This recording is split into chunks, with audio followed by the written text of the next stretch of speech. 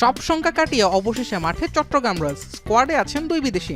BPL এর বাইলজ না ভেঙে মাঠে এসেছে বন্দরনগরের এই ফ্র্যাঞ্চাইজি।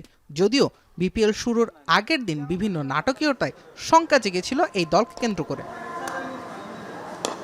দল পরিচালনায় আর্থিক সংকটের কথা তুলে সরে যান চট্টগ্রামের মালিকপক্ষ ট্রায়াঙ্গল সার্ভিসেস। তবে সেই প্রতিষ্ঠানের বিপক্ষে আইনি ব্যবস্থা নেওয়া হবে বলেও জানান বিসিবি পরিচালক। লিগ্যাল টিম দেখছে কি হবে। আমাদের সাথে তাদের যে এমওইউ হয়েছে, যে কন্ট্রাক্ট হয়েছে, তার মধ্যে সব কিছু আছে। সো এই বিষয়ে কোনো অসুবিধা হবে না। এটা এখন কমেন্ট করাটা ভাই difficult. Let our legal team. অবশ্য চট্টগ্রাম রয়্যালসের ক্রিকেটাররা মালিকানা পরিবর্তনের খবরে সন্তুষ্ট বলে মন্তব্য করেছেন বিপিএল গভর্নিং কাউন্সিলের সদস্য ইফতেখার রহমান মিঠু।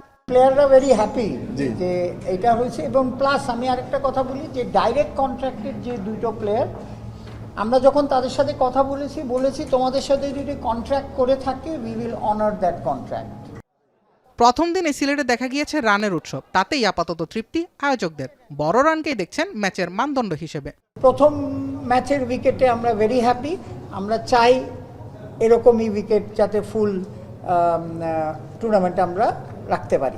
এদিকে এত কিছুর মাঝেও দেখা মেলেনি বিপিএল এর নতুন ট্রফির। বিসিবির ভাষ্য, দুবাইয়ে কাজ চলমান আছে ট্রফির। চট্টগ্রাম পর্বেই দেখা যাবে বিপিএল শ্রেষ্ঠত্বের প্রতিজ্ঞা। আপনারা গভর্নিং কাউন্সিল ঠিক কাজ করছেন না। জুবায়ের আহমেদ, এখন।